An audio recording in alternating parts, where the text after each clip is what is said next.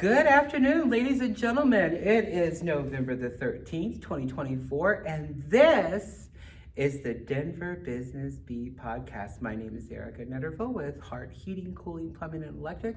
And today's guest is Cory Lasica. How you doing? Very good. Thank you so much. Pleasure to be here. Wonderful. I'm so happy that you're on the show. I absolutely adore you when we're out at networking events and chamber events. You're always so much fun to go and interact with. And we're here on the 8th floor at the Greystone building, and this facility is gorgeous. Thank you. And you have so much room and space for events and functions and things like that. And I've been to a couple lunch and learns here, and it is beautiful views and vistas, a very modern, just impeccably beautiful facility. So thank you for having me today in your spot. I love that. Absolutely. We got a lot to dive into, and we're just going to get going right in this. Can you tell me a little bit about Greystone and your role within the company? Absolutely.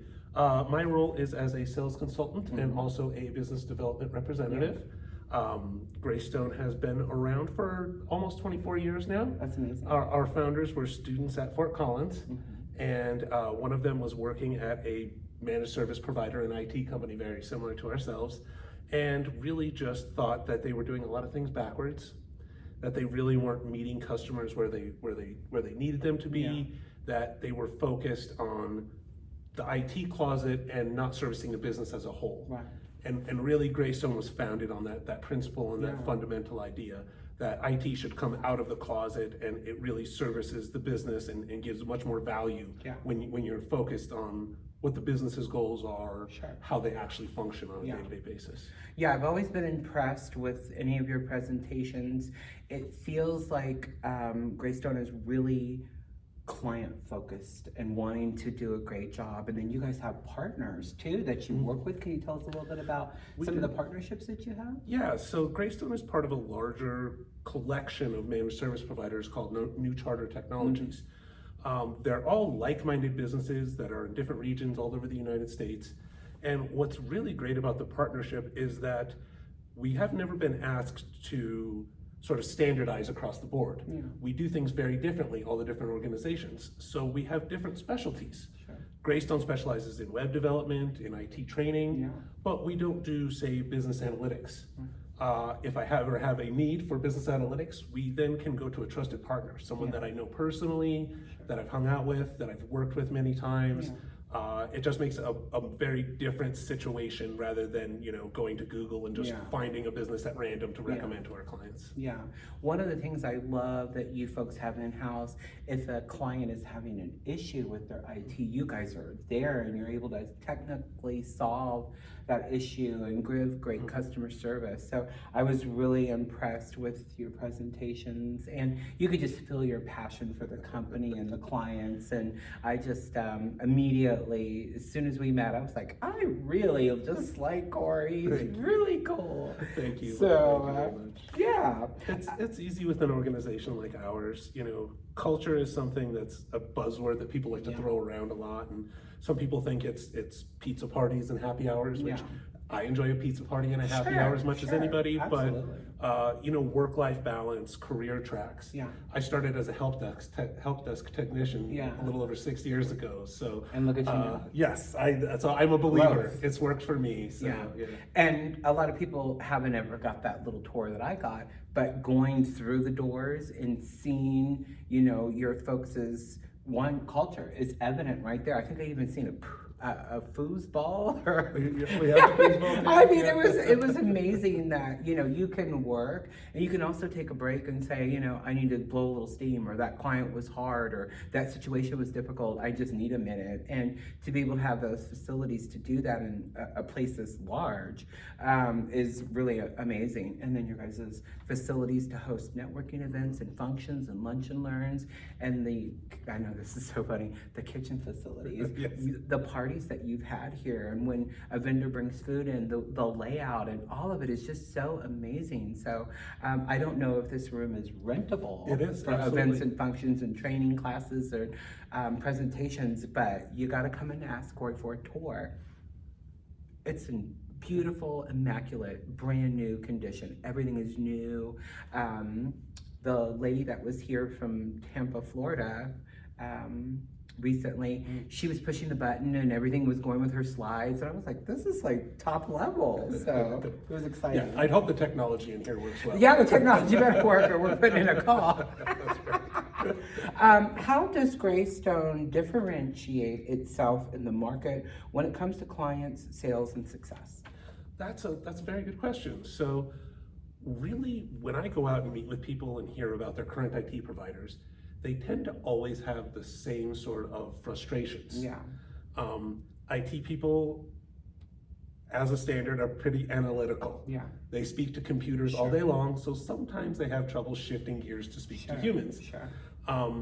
We as an organization focus on hiring people that are very good communicators. Yeah. We do internal trainings where we work on communication with our folks. But really, more than anything, when we hear about a continual frustration in our industry, it's not enough just to say, well, we're going to put our cape on and we're just going to be better at that, and we're going to put more effort and grit to it. Right. Eventually, that falls down and falls by the wayside. Sure. We try to build systems and put things in place that actually combat these.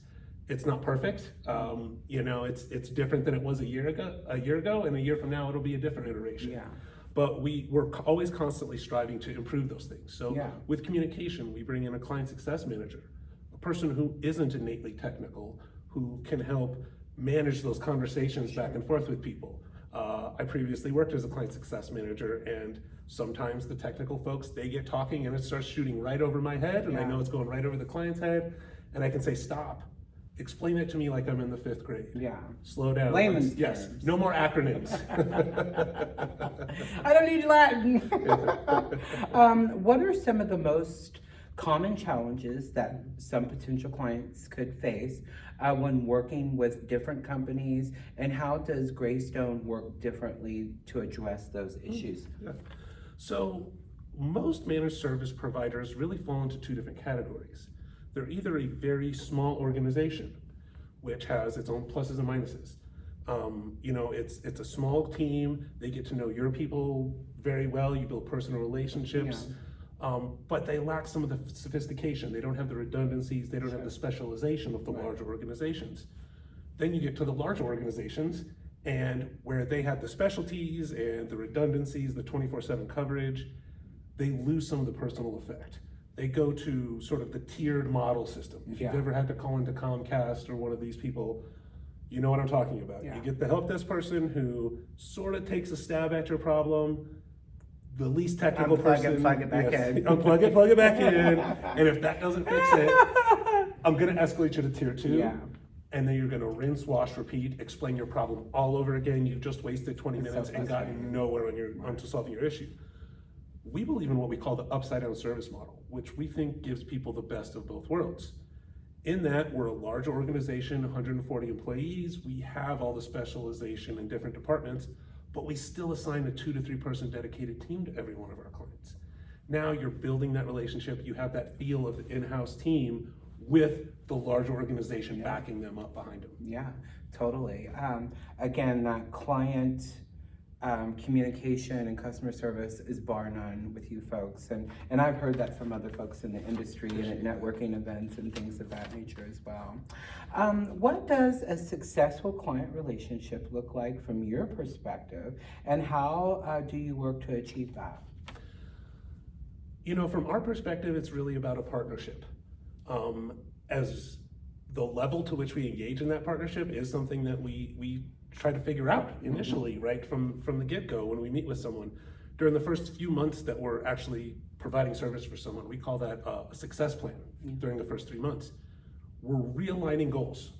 That we're already doing service isn't enough. We want to understand where you see your business in 3 years and 5 years. Do you want your technology to be out on the bleeding edge? Do you see technology as a necessary evil and you want to spend as little on it as possible? We want to get that understanding from someone as a business, and then that will tailor our conversations as we go forward. Really, the goal is that word partnership that I'll come back to again and again. we want to feel like we are part of your organization and that you're part of ours, Yeah. so that we're all just pushing together Yeah. towards the same goal. I think that seamlessness feeling feels so good too. And just because you tell Ronnie to go call IT, it doesn't feel like it's in Arizona. It feels like it's just in the back room. So that goes miles and miles and miles. How do you tailor your approach when working with your clients in different sectors or with different needs or issues? Oh, that's very good. So, recently we brought on a new law firm. Oh. And law firms, doctors' offices, Yeah. these are people who are very highly specialized but don't have a lot of interest in IT work. Right. I say that as a great example because doctors and lawyers charge a lot of money per hour for their services. So having downtime, too many meetings with them, they don't want to hear us talk a whole lot. Right. They want it to be a very tight, concise conversation. They want you to bullet point things out for them. Yeah. So in those situations, we know that that's how we need to tailor our response. Other folks, they really want to get into the weeds and understand everything about what's going on in their systems. Yeah. So we have to then swing back the other direction. So it comes back to, that understanding of the business and then again, the personal relationships. Yeah. If I know someone likes very short, simple email conversations, that's how it's gonna go. Sure. If somebody else prefers me to pick up the phone and just give them a call, we'll do that way as well, so. Yeah, I can imagine with the doctor's office, one, their CRM is probably vast. Two, HIPAA and protecting that information, keeping Absolutely. it safe with the client, confidentiality stuff, could get into some really hard and structured IT that they're gonna need too, without, well, I need to get into that, and that is the part that's giving us the technical issues. So, very insightful. What tools or technology do you use to track and measure client satisfaction and success? That's a great question. So we believe in something called the effortless experience. Okay. So we actually had a book club internally about 4 or 5 years ago with a book called The Effortless Experience. And basically it's centered on call centers, which are very different from us, but we took a few things from there we thought were important. It postulates that the most important factor in a client-vendor sort of relationship is how much effort the person has to expend to get what they're asking for. How many hoops do you have to jump through just to get your computer fixed? Nothing is more frustrating than having to go through all of this different rigmarole just to try to get your issue done. So for us, it's always focused on putting ourselves into that end user's shoes and saying, how do I get their problem solved with as little impact on their day? Right. Something very easy. I see you've got an annoying issue happening on your computer. I'd love to jump in and fix that for you. Are you going to step out to a meeting, or what time are you going to lunch? I'll jump on your computer and fix it then, so you don't lose productivity in your day. Oh, that's wonderful to have that concierge Yeah. service. And then along the same lines, as soon as we complete a ticket with one of our clients, we send out the survey response. A little different than just your smiley, frowny face one that doesn't really glean much information back. We ask them, how much effort did you have to put out to get your issue solved? Anything that falls into a 4 or below, the dedicated team, the client success manager, they're gonna get notified within 24 hours. Yeah. They're immediately going to review ticket notes, they're gonna meet together, then they're gonna reach out to that end user and say, hey, where did we get off track? Where can we adjust things for the next time? Sure. So we're taking that feedback in real time and making adjustments as we move, not waiting till a quarterly meeting or an annual meeting or anything like that. We want those changes to be made on the fly. Amazing, I love that. How do you maintain long-term relationships with clients, especially when things might not be going as smoothly as expected? IT is difficult. IT is always difficult. Things happen for reasons that are difficult to explain. I think it's a matter of building trust. Yeah. If we can come in and really put their needs first, Greystone's never been an organization that walks in the door with a new client and says, we need you to pull out everything you have and replace it with our preferred flavor or brand of technology. We'll work with whatever someone has. So I think when people feel that they're not constantly being sold something, that we're advocating for them, that we feel like part of their organization, that really goes a long way to when you do hit those bumps in the road. If you're just a nameless face on the other side of a phone line or a computer line, you're a tool to them. Yeah. And people don't have a problem throwing away an old screwdriver when it gets used up. Right. But if you have a personal relationship and you have a connection to someone, you're gonna wanna work through those issues together. And really, we want our clients to know that while we might not always get it right the first time, we'll always make it right. Yeah. Which is, I think, the most important thing. Yeah, the biggest thing that I feel from listening, watching, and observing is you guys' focus to customer service is just bar none. And I think I've been on the other side of that when I've had to call IT at another position, and they'll call you back or we'll get to you today. And like you said, and you clear that up, I'm sitting there or being sent home because my job is business development. I cannot have anybody else in my computer, and I can't get on somebody else's computer and work because the confidentiality and the private stuff that I'm dealing with is company information. And like a CRS or dispatcher can't see that kind of information and the back end of things, which you guys see so much of. What role does communication play in your job, and how do you ensure effective communications with clients, staff, and your team, and the cycle and beyond? Very good. You know, we make sure that we have multiple touch points all the time. Be it on a day-to-day ticket, we want them to have that ability to give us instant feedback at the conclusion of a ticket. Our client success managers are always available if anybody ever wants to reach out with them. We also then will have quarterly meetings with every one of our clients. That's wonderful. We call them blueprint meetings. We don't like to call them a quarterly business review. When people hear quarterly business review, they automatically They're sort of gonna get a offer little bit of an eye roll. it's gonna go up, fees, It's gonna money, be, yeah. It's either gonna be a sales pitch or it's gonna be showing your homework. Yeah. Here's a bunch of graphs and reports that show everything that I did last quarter that you don't really care about. Right. We come into those meetings, and again, it's communication. How are things going? Let's talk about the current state of your environment. Let's talk about where you see it going in the next 3 months, 6 months. Again, not salesy. We're gonna look to, always walk out of there with some sort of actionable initiative. That's something that we talk about. Let's walk out of this meeting not just patting each other all on the back and giving high fives. Let's walk out of here with a plan to actually improve your security, your flexibility, all of those different things, anything associated with your technology. And that's why he's the best of the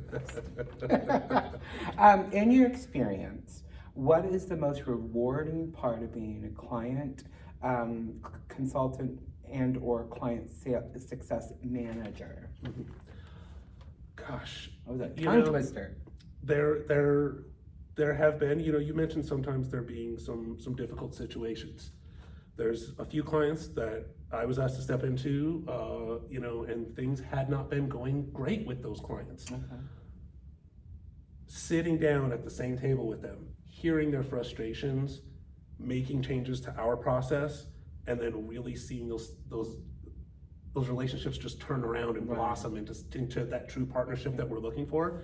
There have been clients that I've worked with that I thought, this is too far gone, we'll never be able to turn this around.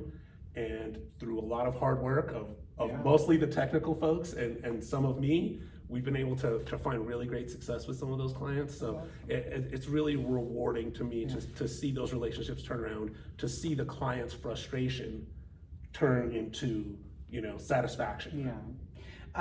This year's been really busy for you. There are times where you're actually in a client's business, having those meetings and going on and meeting them one-on-one. And I think that shows where you're different versus a Zoom or an information packet being sent and check the boxes and we'll work on it and get back to you. I always like that you're in the meat and the potatoes with it. We're local. Yeah. We love coming out and visiting people at their business. Oh, I know you do. I can tell. I see it. You can't really understand the people or the business until you walk around and you actually walk into the business owner's office and you see, the posters on their wall for the rock bands that they like. And now we've made some, actual connections. Nice. What advice would you give for someone who's wanting to enter into the client, sales, or management success field, particularly in a high competitive industry such as Greystone? The thing that was really important for me as I worked my way through was really understanding all facets of our business. I worked on our help desk, I worked on our procurement team, Our procurement team was very valuable for me because I worked with our managed services, our professional services projects. Every different department of Greystone, I was able to touch and understand how they operated. Then when I moved into client success, now I had a real strong foundation. Yeah. I wasn't just coming to these meetings suggesting things out of hand that, Right. Sounds like a good idea to suggest this. Sure. No, I was able to see the things that we had done in the past. So really, I think it's that understanding that's the most important thing. Yeah. You can't make suggestions unless you're coming from an informed place. It seems like you have a good, well-rounded handle on your position here with the company, and I just, I know that you're an asset to them, and they have a great leader in you. Couple questions. We're going to switch gears a little bit. Who has been a mentor to you in the last 20 years of your professional life? I'd probably go with our senior director of revenue, Bobby Souter. When I started at Greystone, Bobby Souter was our lone client success manager. There was no department. Oh, wow. A little over 6 years ago. And right from day one, I saw his position, and that's where I saw myself wanting to get into. And as we've kind of worked through the years, he's moved up to director positions. I became a client success manager under him. Really just understanding the industry was invaluable to me in working with him. After I moved to sales, he did move up to revenue operations, which encompasses sales. And I had never done anything in sales in my life. Partly by design, Greystone asked me to do that. They were really not interested in someone who was your slick talking sort of car salesman guy. They wanted someone who was just a cheerleader for Greystone, who believed in what we were doing and could communicate that to clients. So really his guidance along the way has been invaluable in helping me develop those skills. I couldn't imagine anybody else for that position because you are the rah of Greystone. I am. Is there a piece of leadership webinar or book or training that you kind of keep going back to in your career that you lean on when you need? There's one book that I've been referencing back very often, a suggestion from Bobby Souter. It's called The Challenger Sale. Oh. And it's really an interesting read. Traditionally, they think in sales, it's all about building that relationship with the person. People want to buy things from people that they like. Yeah. I think that idea is a little bit antiquated. It's gotten a little bit. People are able to get quotes from so many different places that, I really like Johnny, but Jimmy is 20% cheaper. Yeah. You're probably going to go with the cheaper option. Through the Challenger Sale, they ask you to look at an organization and to really become an educator. Most people don't have a deep understanding of their IT, nor do they care to. Right. What they're looking for is someone to come in and really let them make an informed decision. Sure. They want us to sort of lay out the table stakes, let you know what the plus and minuses of each scenario are, and then make a suggestion, and then allow you to make the decision. You're not interested in being an IT expert, otherwise you wouldn't be hiring us. Sure. So really that's the fundamental of the Challenger Sale, is getting in and, maybe people have this idea of, well, this is what I need my IT to look like. And then we can come in as experts and having worked with hundreds of different businesses over the years, come in and say, well, you want X, but we did Z at this other client and it worked very, very well. Yeah. And then they can kind of talk through that scenario Sure. and really kind of hopefully see, the positive. Wonderful. These are the two questions that I ask all of my guests, and everybody really loves these two questions. All right. And I see you smiling because you Okay. know what they are. If Cory could go back to Cory's 15-year-old self, what would be the piece of advice and information you would give him to where you're sitting at right now to get him prepared? Start into the IT industry sooner. Yes. Like old IBM and Apple. Boy, Yes, oh boy, if yes. you'd have been on the low level there. Yeah, and when I went to college and graduated, the economy was at a low. Yeah. So I had been working in the hospitality industry. Yeah. And I stuck with that for a number of years. I wish I would have made the jump sooner Sure. and gotten a little bit more ahead of the game. Yeah. I definitely see you in nice outfits and not a uniform shirt. Now the same question, but we're going to switch that up. What would be the legacy that Cory would tell his 60-year-old self that he left?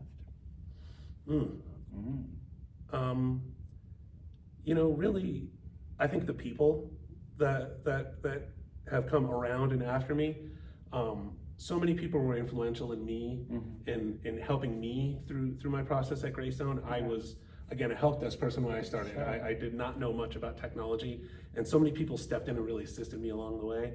When I see new people step in here, I really want to jump in and help them and guide them and help them have, close to the same experience that I had.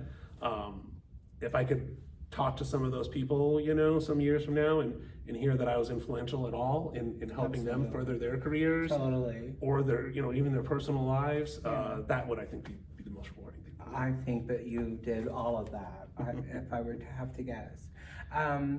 How could people reach out to you? What are some great ways to get in touch with you if they need those services or mentoring, or maybe they're at another IT place and they're feeling maybe undervalued or not listened to? What the difference is and what Greystone can do for them?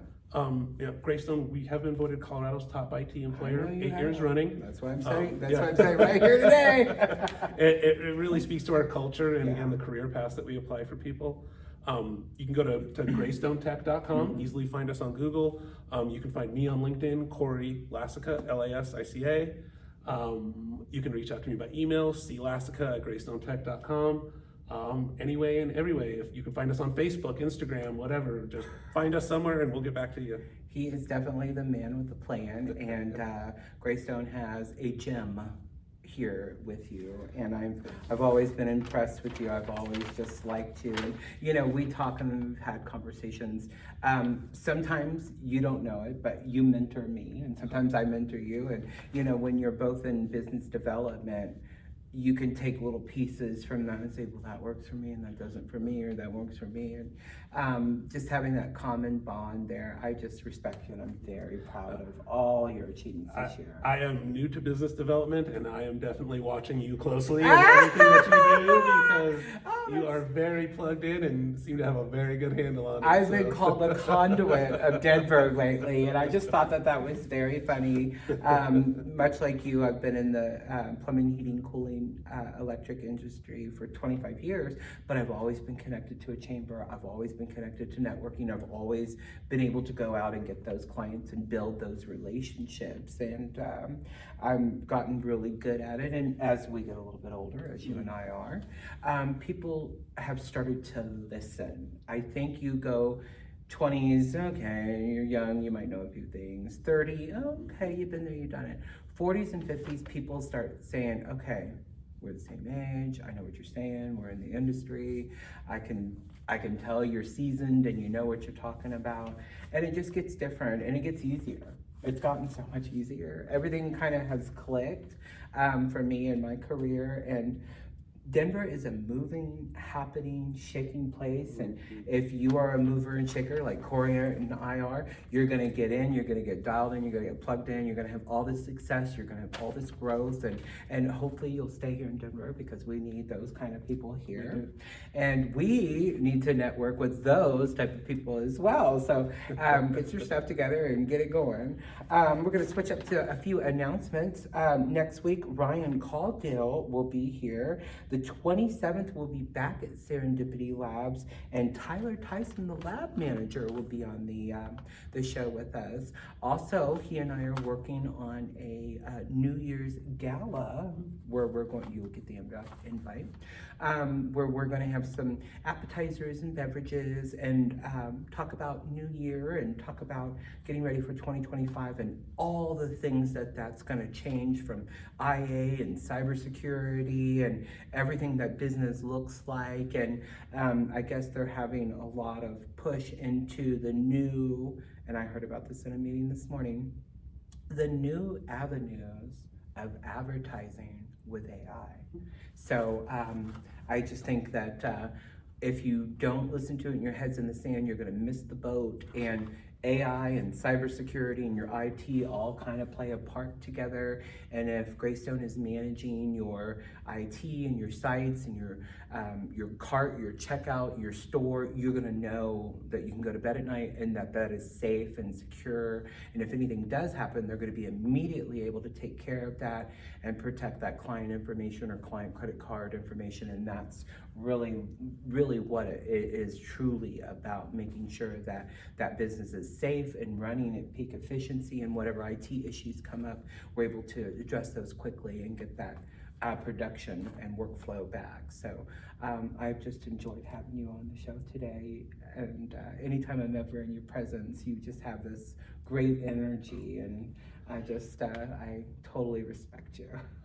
It's been an absolute delight being here. It was a whole lot of fun, and hopefully we get to do it again sometime. We shall, and this was a great episode. And when you start your Greystone podcast, you're having all these guests. All right, folks, make sure that you're staying dialed into lunch and learns, training seminars, and big events coming up for 2025. I'm sure you folks will have some conferences and things of that nature that you'll bring us fresh information and have a lunch and learn on that as well.